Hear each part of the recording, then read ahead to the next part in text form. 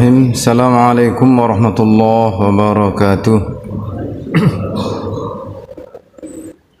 Alhamdulillah alladzi ahyana ba'dama amatana wa ilaihin nusyur. Alhamdulillah alladzi an'ama alaina bi ni'matil iman wa zayyanahu fi qulubina wa karraha ilaina al-kufra wal fusuqa wal isyan.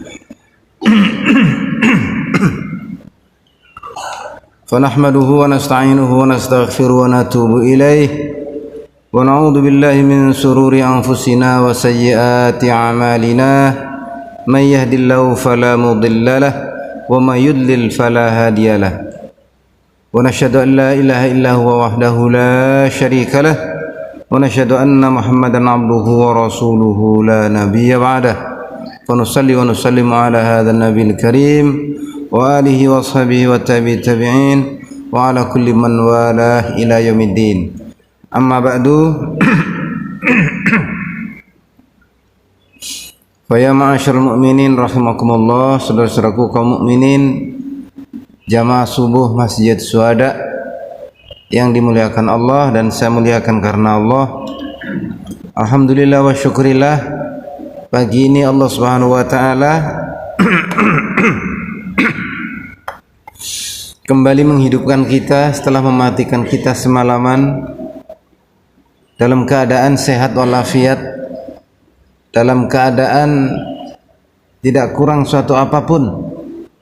Nikmat Allah sempurna, nikmat Allah utuh, nikmat Allah luar biasa yang kita tidak pernah mampu bisa menghitungnya.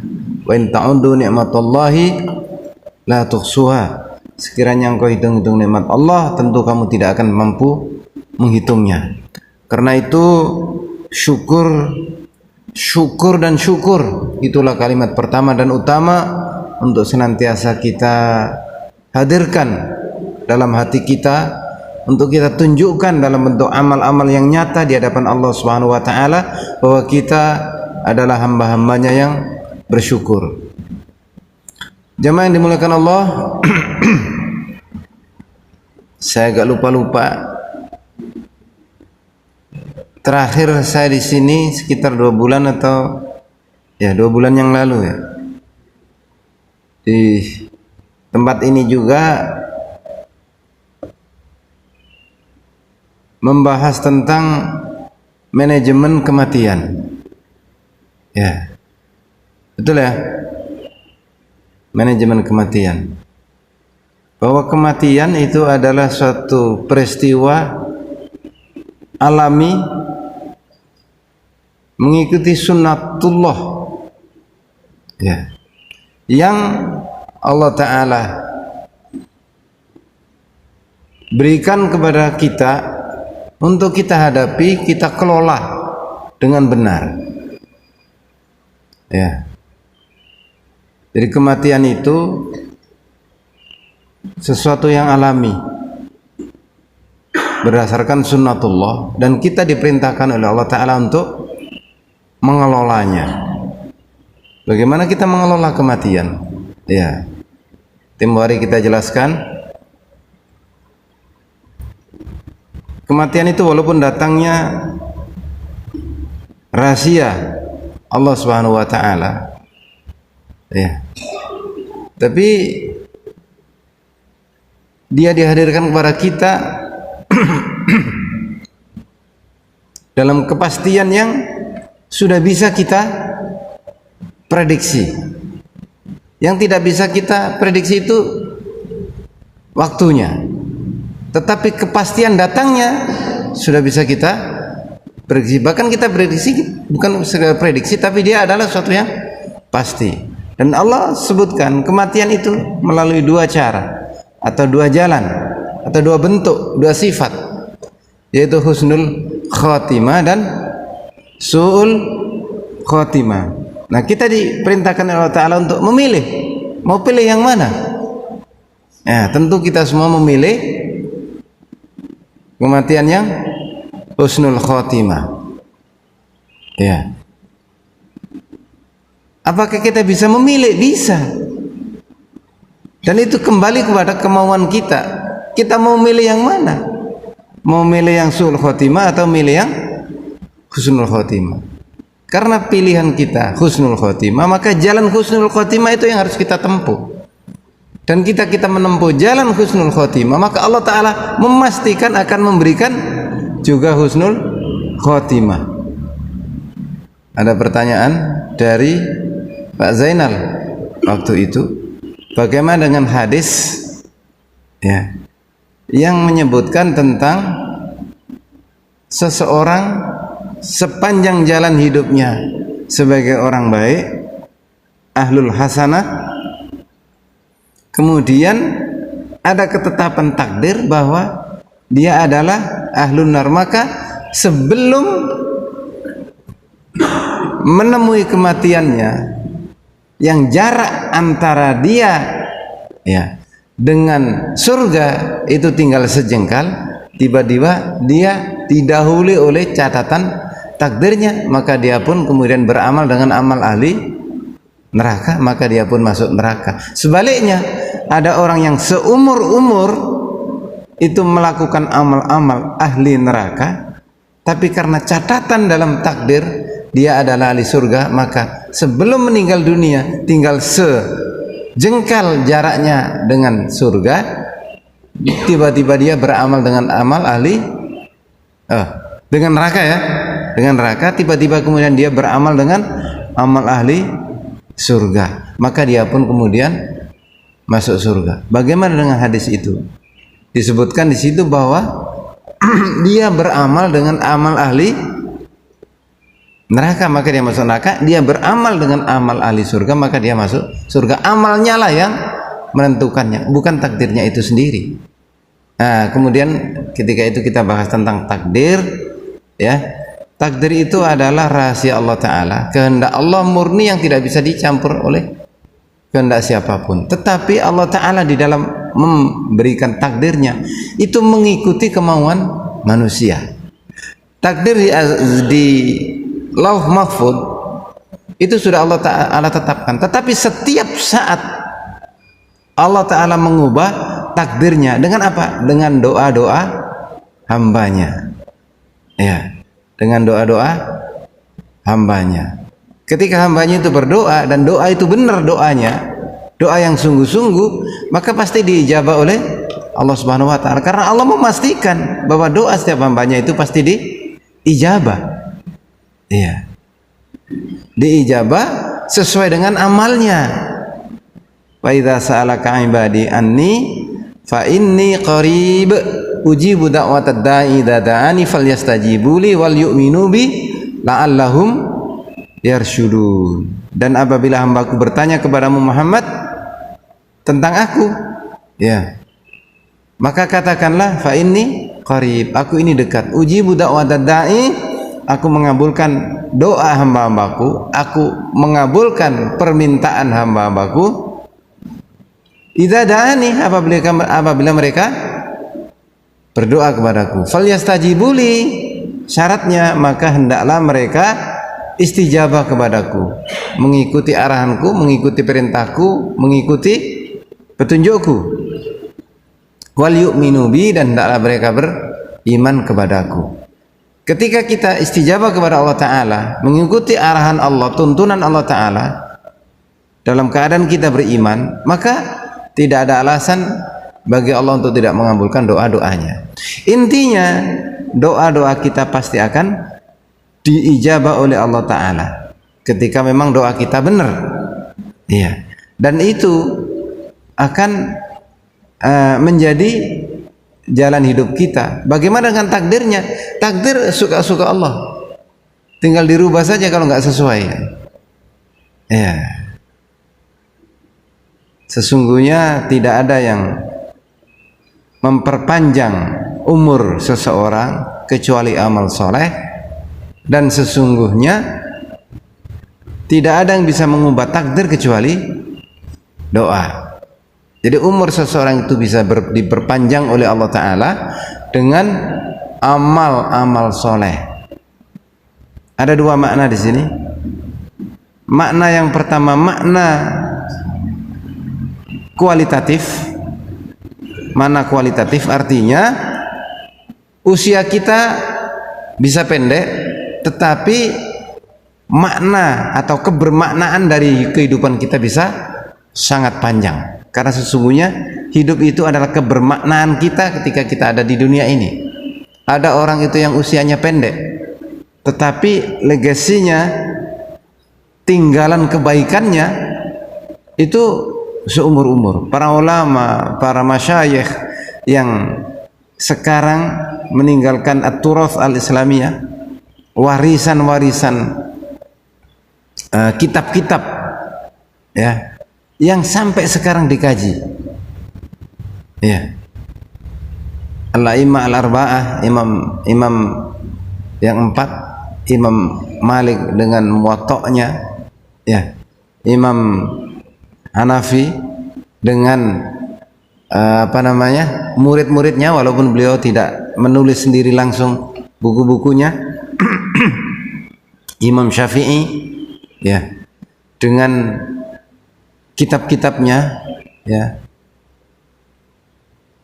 Imam Ahmad bin Hambal ya dengan musnadnya ya, yang walaupun beliau tidak secara langsung menulis dengan tangannya tetapi melalui putranya, tapi sampai sekarang seolah-olah beliau beramal. Begitu juga imam-imam yang lain sampai sekarang tetap menjadi rujukan dan seolah-olah tetap mengajar walaupun beliau sudah ratusan tahun meninggal dunia.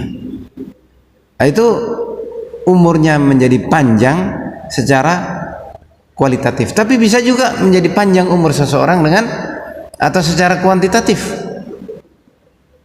Umurnya misalnya 50 tahun, Allah Ta'ala tetapkan diperpanjang menjadi 100 tahun. Bisa, kenapa? Itu suka-suka Allah Ta'ala ya, suka-suka Allah Ta'ala. Dan takdir itu ketika kejadian, ketika belum kejadian itu masih rahasia dari Allah Ta'ala. Apakah ia asli memang seperti itu atau itu tambahan, kita tidak pernah tahu. Yang jelas Allah Ta'ala setiap hari sibuk mengabulkan doa-doanya, doa-doa hambanya, sibuk setiap hari untuk mengubah takdir-takdir di catatan dalam Lauh Mahfuz. Yas'aluhu man fis samawati wal ard kulla yaumin huwa fi sya'n fabi ayyi ala'i rabbikuma tukadziban. Meminta kepadanya, memohon kepadanya, berdoa kepadanya seluruh makhluk yang ada di langit maupun yang ada di bumi. Setiap hari dia Allah Ta'ala sibuk ya, sibuk mengabulkan doa-doa hambanya ya. Jadi intinya kalau kita mau jalan kebaikan, Allah Ta'ala akan berikan jalan kebaikan. Tapi kalau kita abai, enggak serius minta jalan kebaikan, itu bukan urusan Allah, itu salah kita. Maka kita jangan pernah lupa untuk berdoa istiqomah di jalan Allah Ta'ala, berdoa untuk bisa husnul khotimah. Banyak doa-doa yang diajarkan oleh Rasulullah SAW kepada kita. Allahumma inna nas'alukal huda wat tuqa wal afafa wal ghina. Ya Allah, aku mohon kepadamu petunjuk ya, ya. Wat tuqa, ketakwaan, wal afaf, dan kemuliaan, keterjagaan dari hal-hal yang hina, wal ghina, dan kecukupan dalam hidup ya, dan sebagainya dan sebagainya. Jadi mari kita serius berdoa kepada Allah Ta'ala untuk kebaikan dunia dan akhirat, dan kita memilih jalan husnul khotimah. Nah, jamaah yang dimuliakan Allah Ta'ala, pada poin ini saya ingin bicara tentang doa ya.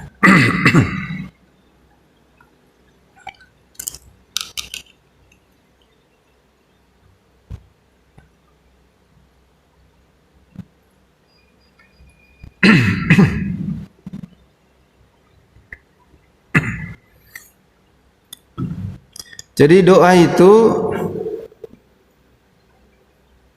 kepastian diijabah oleh Allah Subhanahu wa Ta'ala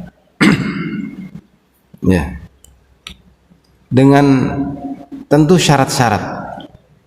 Ya, dengan syarat-syarat. Nah, syarat-syarat doa itu apa saja? Ini yang banyak terabaikan. Kita doa-doa saja tapi lupa memenuhi syarat-syaratnya. Nah, syarat pertama dari doa adalah ikhlas lillahi ta'ala. Apa artinya ikhlas lillahi ta'ala? Artinya ditujukan semata-mata kepada Allah Ta'ala, tanpa diikuti, tanpa diiringi dengan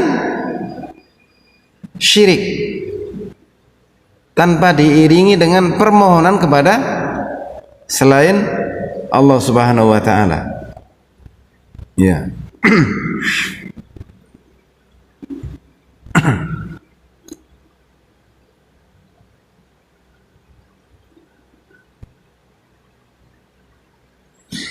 Barang siapa yang berdoa kepada Allah beserta kepada yang lainnya, maka bukan saja Allah Ta'ala tidak mengabulkan, tetapi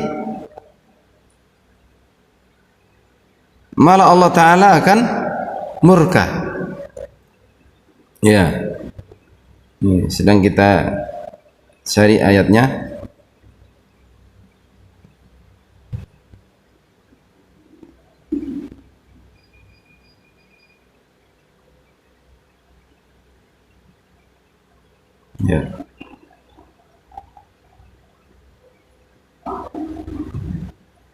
La burhana lahu.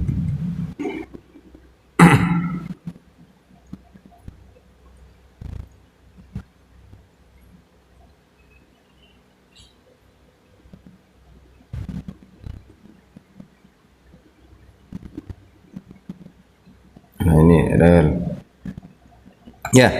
Jadi artinya seseorang berdoa kepada Allah Ta'ala harus ikhlas lillahi ta'ala, dan tidak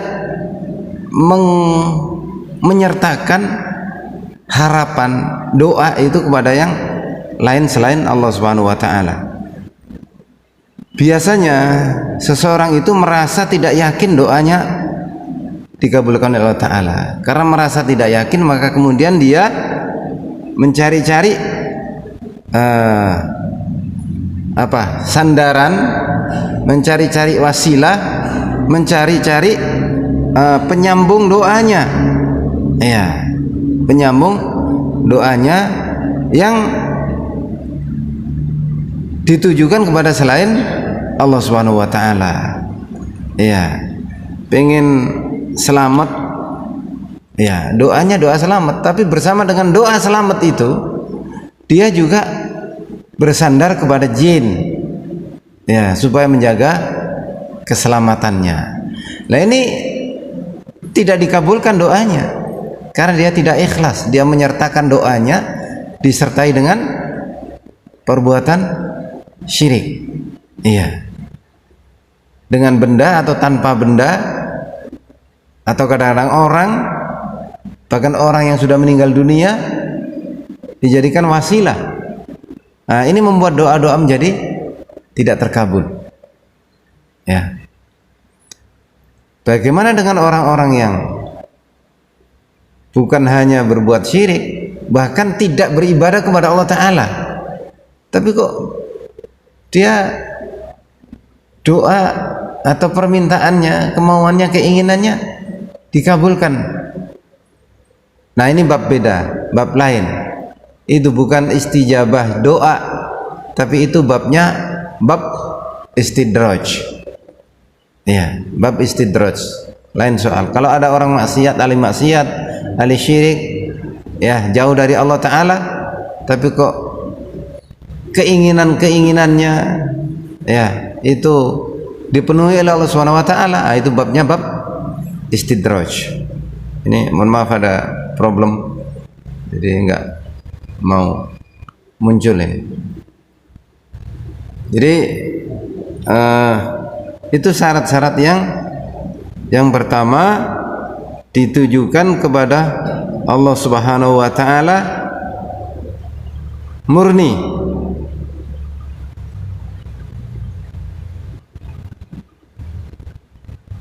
Sudah saya siapkan sebenarnya.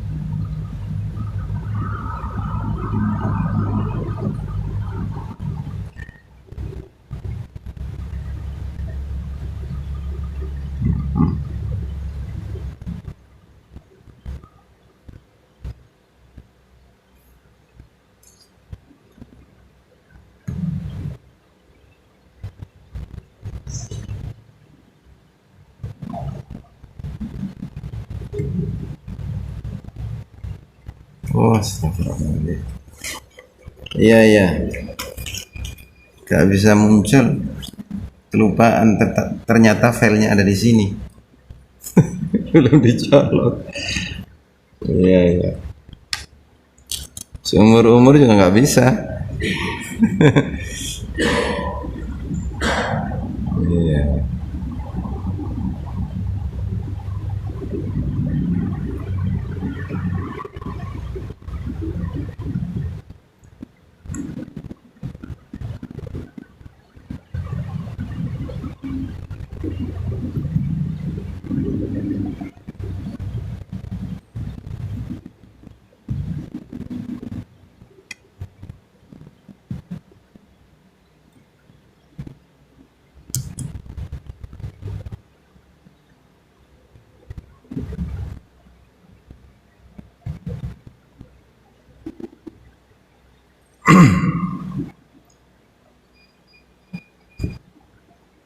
Ya. Jadi syarat yang pertama itu kita harus memurnikan doa kita hanya kepada Allah Ta'ala.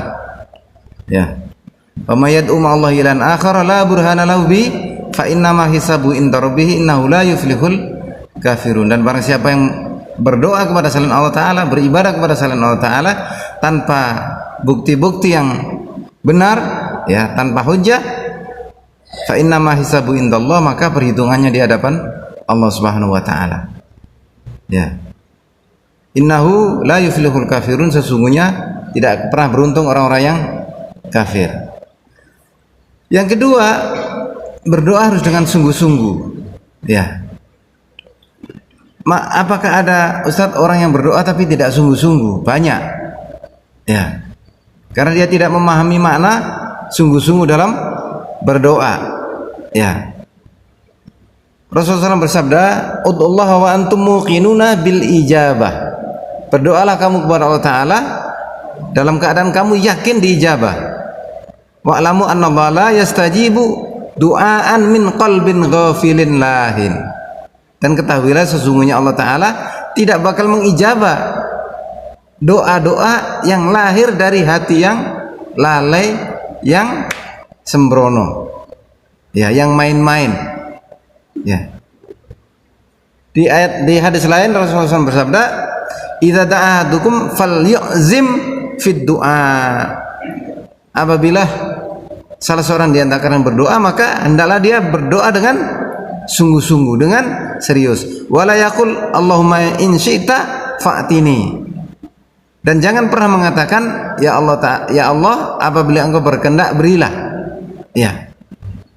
Jadi itu nggak benar berdoa ya Allah kalau engkau berkehendak berilah. Tapi ketika berdoa kita yakin akan diberi dan betul-betul kita mohon kepada Allah Subhanahu wa taala dengan tadarru, tawadhu tentunya, dengan rasa rendah diri dan betul-betul dengan apa istilahnya itu? DP, dengan betul-betul mengiba-iba kepada Allah Subhanahu wa taala. Fa inna Allah la mustakrihalahu. Allah tidak suka dengan doa yang diikuti dengan apabila engkau berkehendak. Ya. Jadi berdoa dengan sungguh-sungguh, dengan serius. Dan yang ketiga, diiringi dengan sikap taat kepada Allah Ta'ala. Nah ini masalahnya, doa-doa mesti diiringi dengan sikap taat kepada Allah Ta'ala. Tadi kita sebutkan, idza sa'alaka ibadi anni fa inni qarib ujibu da'watad da'i idza da'ani falyastajibuli, syaratnya wal yu'minu bi, dan berimanlah kepada aku. Di sini banyak orang yang kemudian merasa begini, saya ini bukan orang soleh, saya ini bukan orang baik, bagaimana mungkin doa saya diijabah? Nah, perasaan ini tidak boleh, ya. Bahwa kita merasa belum sebagai orang baik itu bagus, tapi itu tidak dalam konteks dihubungkan dengan doa, ya.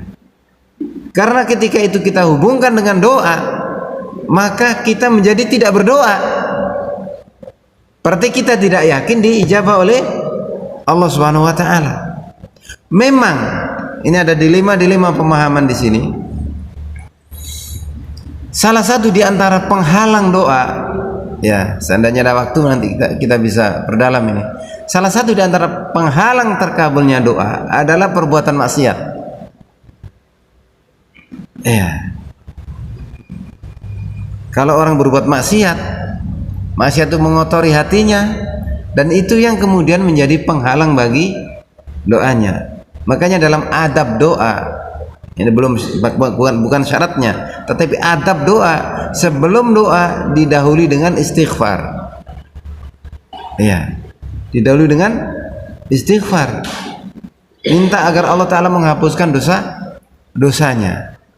Iya, tetapi hadis tentang penghalang doa ini tidak boleh kemudian membuat kita menjadi enggan berdoa. Iya, membuat kita enggan berdoa dan kita kemudian tidak yakin doa kita bakal diistijabah. Nah, itu enggak benar, karena itu dua hal yang berbeda, harus dipisahkan. Ya, harus dipisahkan. Ketika dia memohon kepada Allah Subhanahu wa taala, maka yakinlah bahwa kita akan diijabah oleh Allah Ta'ala, dan berhubung dengan dosa-dosa yang terperbuat oleh kita selama ini, kita dahului doa-doa kita dengan istighfar, ya. Dan yakinlah bahwa Allah Ta'ala, innallaha yaghfiru dzunuba jami'a, sesungguhnya Allah Ta'ala mengampuni dosa-dosa itu seluruhnya tanpa kecuali. Ya, hadis-hadis ini banyak sekali, ya. Jadi seandainya engkau datang kepadaku dengan membawa dosa sebanyak bumi dan langit, ya, ketahuilah ampunanku sebanyak itu pula. Jadi sepanjang kita istighfar kepada Allah Ta'ala dengan sungguh-sungguh, maka Allah pun akan mengampunkan kita. Tidak ada kesulitan bagi Allah Ta'ala untuk menghapuskan seketika doa-doa kita. Makanya dosa-dosa kita, maka istighfarlah yang akan menghapuskan dia, mendahului doa-doa kita. Jadi sekali lagi diiringi dengan sikap istiqomah, diiringi dengan sikap yang juga serius untuk mengikuti petunjuk Allah Ta'ala. Falyastajibuli wal yu'minu bi. Ya. Yang berikutnya, tidak tergesa-gesa dalam berdoa. Ya, 4. Tidak tergesa-gesa dalam berdoa. La yazalu yustajabu lil abdi ma lam yad'u bi ithmin aw qati'ati rahimin ma lam yasta'jil, kata Rasulullah SAW. Setiap seorang hamba pasti akan diijabah doa-doanya. Malam yatu bi ithmin, sepanjang tidak berdoa dengan keburukan, berdoa untuk keburukan. Ya, kalau doa keburukan tidak dijawab oleh Allah Ta'ala. Ya, bagaimana dengan kutukan? Itu kan doa keburukan. Atau laknat, itu kan doa keburukan. Nah, ini babnya berbeda juga. Ya, babnya juga. Nanti ada penjelasan tersendiri. Karena ada tempat-tempat yang berbeda nih, yang agak ini.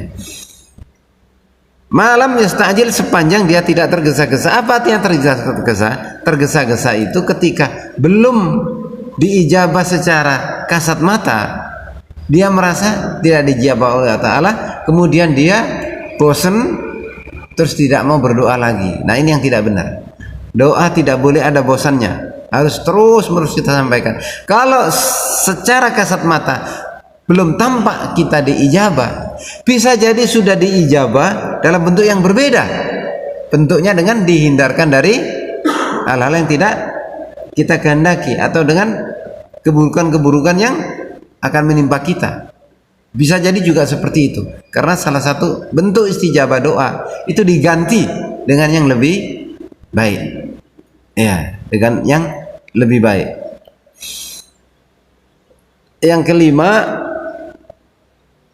ya, tidak terhalang dengan sikap atau amal-amal penghalang doa. Dan ini yang agak serius tadi kita ini kan, penghalang doa ini yang harus kita hindari. Ya, yang pertama perbuatan maksiat. Ya, perbuatan maksiat tadi kita sudah singgung, ya. Dan perlu kita garis bawahi di sini untuk kita bisa sikapi dengan benar. Kata Rasulullah SAW, wa innar rajula la yuhramu rizqu bidzambi yusibuhu. Dan sesungguhnya seseorang itu terhalang rezekinya dengan dosa-dosa yang dilakukannya. Ini hadis diriwayatkan oleh Imam Ibnu Majah, ya. Hadis nomor 4158. Imam Ahmad dan Imam Hakim juga meriwayatkan hadis ini. Ya, jadi rezeki itu terhalang dengan dosa-dosa yang kita lakukan. Ya, dan ini bukan hanya rezeki dalam arti turunnya kebaikan-kebaikan, termasuk dalam makna setiap kebaikan yang kita minta kepada Allah Ta'ala itu bisa jadi terhalang sampai nggak jadi, ya, terhalang sampai. Jadi kita mesti menghindari supaya, ya, doa-doa kita istijabah. Kalau sudah terlanjur, segala sesuatu yang terlanjur itu ada penghapusnya, dan penghapusnya apa? Istighfar dan taubat. Istighfar dan betul-betul azam untuk meninggalkan segala maksiatnya. Memutus silaturahmi itu yang kedua yang membuat doa-doa menjadi terhalang. Ya. Makanan dan minuman, pakaian dan lain-lain yang haram itu juga menghalangi doa. Hadisnya sangat terkenal, ya, bahwa ada seseorang, ya, dalam hadis yang panjang, kemudian di akhir hadis disebutkan summa dzakara rajula yutilus safara was'atha aghbara. Kata Rasulullah SAW, kemudian Rasulullah SAW di akhir sabdanya beliau menyebutkan tentang seseorang yang yutilus safara, safar panjang. Salah satu di antara momen terkabulnya doa adalah ketika seseorang sedang safar. Ini orang safar, safarnya bahkan panjang, disebutkan saking panjang itu as-as aghbara, wajahnya kusut masai, rambutnya acak-acakan, ya, berdebu itu. Jadi as'atha aghbara itu seperti tertutupi debu, wajahnya, rambutnya, pakaiannya lusuh, kusut masai, saking panjangnya perjalanan. Dan itu orang-orang seperti itu orang yang dekat diijabah doanya. Tapi ada orang yang seperti itu tapi tidak diijabah. Ya, kata Rasulullah SAW, yamuddu yadaihi, dia mengangkat kedua tangannya ila sama, ke langit, ya Rabb, ya Rabb, ya Tuhan, ya Tuhan, ya Allah, ya Allah. Ya, wa mat'amuhu haram, sedangkan apa yang dimakan haram. Wa mashrabuhu haram, sedangkan minumnya apa yang diminum haram. Wa malbasuhu haram, sedangkan apa yang dipakainya haram. Wa hudiya bil haram, dan dia mengonsumsi hal-hal yang haram. Fa anna yustajaba lidzalik, kata Rasulullah SAW. Bagaimana mungkin doanya bisa diijabah? Ya. Jadi makanan haram itu menghalangi dikabulkannya doa, dan ini yang harus kita jaga. Ya, harus kita jaga. Ini nanti kita bedakan dengan bab istighfar dan tobat kalau memang kita ini. Iya. Jadi artinya ketika kita berdoa, kita istighfar dan tobat dengan serius, dengan sungguh-sungguh. Iya. Bahwa kemudian kita terjatuh ke dalam yang haram, itu bab berikutnya. Cuma kita harus sadar, ya, bahwasanya penghalang-penghalang atau amal-amal yang haram itu menghalangi doa yang harus kita selesaikan sebelum kita berharap dengan benar doa kita diijabah oleh Allah Subhanahu wa ta'ala. Ya, kita percepat waktu. Ini jam berapa? Sudah habis sudah ini. Nah, yang keenam, menjaga adab-adab berdoa. Ini yang banyak. Ya, adab yang pertama tadi kita sebutkan, itu mendahului dengan istighfar dan doa. Dan ini yang paling utama. Ya, karena penghalangnya harus singkirkan dulu. Kalau penghalang dikabulkannya doa nggak tersingkirkan, itu menjadi berat. Pastikan bahwa istighfar kita, doa kita, taubat kita sungguh-sungguh, sehingga segala dosa itu kita yakini dihilangkan oleh Allah Ta'ala, atau dihapuskan oleh Allah Subhanahu Wa Ta'ala, diampuni oleh Allah Subhanahu Wa Ta'ala. Ya. Yang kedua, didahului dengan amal soleh, dengan ibadah, ya, dan amal-amal soleh.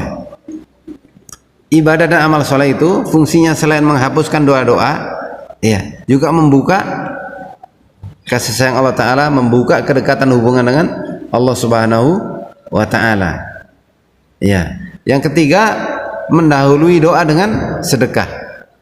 Sedekah itu kekhususan dari amal soleh. Doa masuk pengertian amal soleh, tapi dia menjadi khusus karena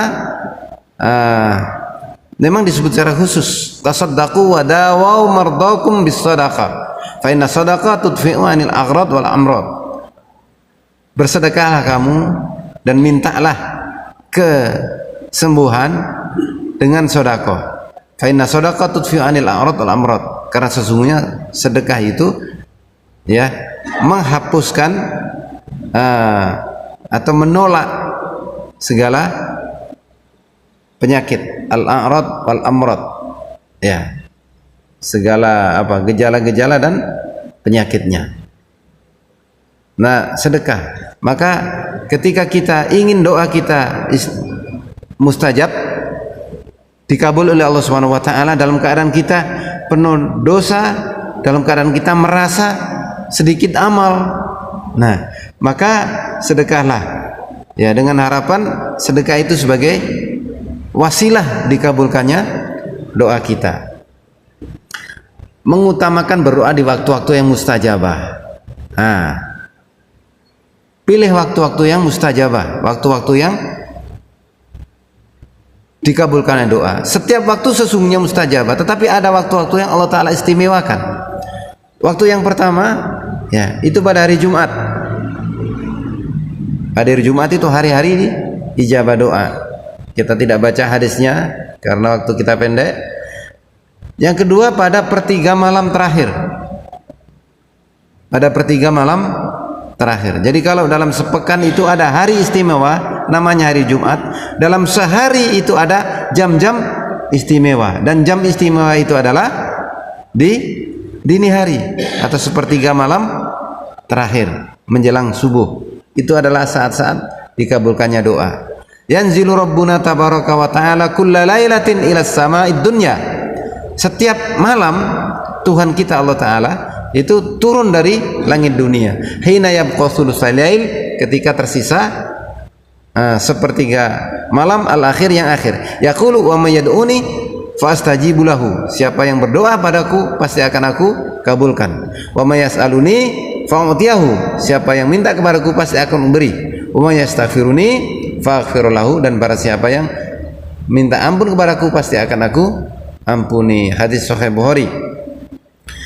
Ya, yang ketiga, ketika sedang sujud dalam sholat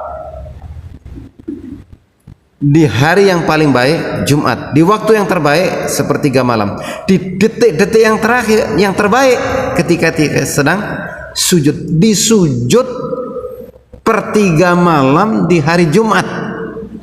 Nah, itu yang detik-detik di mana pintu-pintu doa terbuka dengan seluas-luasnya. Aqrabu ma yakunul abdu min rabbihi wa huwa sajidun faktsir doa. Saat-saat yang terdekat bagi seorang hamba kepada Tuhannya adalah ketika dia sedang sujud, maka perbanyaklah doa, kata Rasulullah SAW. Yang keempat, di ujung atau setelah sholat wajib. Tuburi sholawatil maktubat. Para ulama berbeda pendapat. Duburi sholawatil maktubat itu di ujung sholat wajib, itu maksudnya sebelum salam. Tapi sebagian ulama menyebutkan duburo sholawatil maktubat itu di akhir atau sesaat setelah salam dari sholat wajib. Ya, kita nggak usah mempertentangkan pendapat itu, kita pakai dua-duanya saja. Sebelum salam kita doa, setelah salam kita doa. Jadi nggak usah berdebat tentang beda pendapat duburo itu setelahnya salam atau sebelum salam, nggak usah diperdebatkan, kita pakai dua-duanya. Maknanya sebelum salam maupun sesudah salam kita pakai dua-duanya. Nah, itulah saat-saat terkabulnya doa. Ya, ketika adzan berkumandang, di hadis lain disebutkan ketika antara adzan dan iqamat. Jangan pernah lupa berdoa ketika adzan dan iqamat. Ya. Baik di dalam sholat, ya, sholat sunnah, maupun di luar sholat, doa antara adzan dan iqamah mustajabah. Ya. Kemudian ketika terjadi pertempuran, sedang perang, itu doa-doa dijawab oleh Allah Ta'ala. Pada waktu turun hujan, itu juga saat-saat doa istijabah. Ya. Kemudian kita sedang teraniaya, kalau kita mengalami keteraniayaan baik personal maupun sosial, mengalami keteraniayaan, keterpinggiran, tersingkirkan, nah doanya orang-orang yang teraniaya, tersingkir itu didengar oleh Allah Subhanahu wa Ta'ala. Kalau kita ingin mendapatkan juga bagian dari makbulnya doa-doa mereka, kita minta mereka untuk berdoa. Makanya tidak sedikit ada orang-orang yang mengajak kita untuk menyantuni anak yatim dan kemudian didoakan oleh anak yatim. Menyantuni orang miskin didoakan oleh orang-orang miskin, karena orang-orang anak-anak yatim, orang-orang miskin dan orang yang tersingkir, al-mustad'afun secara keseluruhan itu memang didengar doanya oleh Allah Subhanahu wa Ta'ala. Hadisnya banyak sekali, ya, bahkan Rasulullah wanti-wanti kepada Mu'adz bin Jabal, wattaqu da'watal mazlum, kamu hati-hatilah, takutlah, khawatirlah terhadap doanya orang yang terzalimi. Ya, fa inna bainahu wa bainallahi laisa lahu hijab. Fa inna laisa lahu bainallahi wa laisa bainahu wa bainallahi hijabun. Karena antara dia dan Allah tidak ada hijab. Ya, orang lain yang teraniaya maupun kita doa-doanya mustajabah. Ketika dalam perjalanan, ya, itu juga saat-saat terkabulnya doa. Salah satu da'watul mustajab, da'watul mazlum, wa da'watul musafir, wa da'watul walid ala waladihi. Doa orang tua kepada anaknya itu juga sangat didengar oleh Allah Subhanahu wa Ta'ala. Ketika sedang berpuasa, yang ke-10, ketika kita berpuasa, nah, mengumpulkan saat-saat terbaik itu penting. Di hari Jumat, di jam-jam terkabulnya, di dalam sujud, dan kita misalnya dalam keadaan puasa atau di bulan puasa, Jumat puasa, Masya Allah, saat-saat begitu. Nah, itu menunjukkan ketika kita memilih hari-hari yang baik, saat yang terbaik, itu menunjukkan bahwa yang kita sungguh-sungguh berdoa. Nah, kesungguhan itu yang dilihat oleh Allah Subhanahu wa Ta'ala. Ya. Nah, kemudian kembali ke adab-adab tadi, salah satu di antara adab yang kedua, ada 10 bentuk tadi. Kemudian adab yang lain adalah memulai doa dengan memuji Allah dan salat kepada Rasulullah SAW. Jadi berdoa dengan memuji Allah Ta'ala dan salat kepada Rasulullah SAW. Ya. Yang ke berikutnya, berwasilah dengan Asmaul Husna. Walillahil asmaul husna fad'uuhu biha. Dan Allah mempunyai Asmaul Husna, maka berdoalah kamu kepadanya dengan dengan wasilah Asmaul Husna. Panggillah nama-nama Allah Ta'ala dengan nama-nama yang indah itu, maka Allah akan mengabulkan doa-doa kita. Ya, banyak bentuknya, panjang dan seterusnya. Ya, kemudian menengadahkan kedua tangan. Ada ikhtilaf sedikit di sini, tetapi secara keseluruhan hadis tentang mengangkat tangan itu banyak sekali. Iya, dan itu menunjukkan kesopanan di hadapan Allah Subhanahu wa Ta'ala. Innallaha hayyun karimun yastahyi min ibadi ayyabsutu ilaihi yadaihi thumma yuradduhuma khaibatain. Allah itu maha pemalu dan maha pemurah. Dia malu kalau ada hambanya yang mengangkat kedua tangannya kemudian dia pulang dengan tangan kosong. Jadi Allah Ta'ala malu kalau hambanya berdoa kemudian tidak dikabulkan itu. Ya. Jadi sepanjang tidak ada penghalang-penghalang doa, maka doa-doa itu akan mudah. Ud'u rabbakum tadarruan wa khufyah. Yang berikutnya adalah merendahkan diri, ya, dengan suara yang lirih, ya, tidak rame-rame, tidak membentak-bentak, ya, menggunakan bahasa yang indah. Bentuk kesopanan itu adab dari berdoa, dan bahasa yang paling indah dalam berdoa adalah apa yang dicontohkan Allah dalam Al-Qur'an. Berikutnya apa yang dicontohkan Rasulullah sallallahu alaihi wasallam. Tidak ada yang lebih indah daripada yang dicontohkan Allah dalam Al-Qur'an, tidak ada yang lebih indah lagi dari yang dicontohkan Rasulullah sallallahu alaihi wasallam hadis-hadisnya. Berikutnya kalau kita tidak pakai Quran, tidak pakai hadis, ya, karena nggak hafal misalnya, atau karena memang doa kita spesifik, harus kita buat doa kita dengan susunan kalimat yang indah. Ya, indah. Tapi bukan pada indahnya, tapi lebih kepada hati, kelembutan hati kita, hati yang lembut. Ya, ini bagian-bagian penting yang mengakhiri doa dengan amin. Ya, hadisnya ada beberapa hadis yang menunjukkan bahwa amin itu adalah kunci, ya, pengunci dikabulkannya doa. Ya, jemaah yang dimuliakan Allah Ta'ala,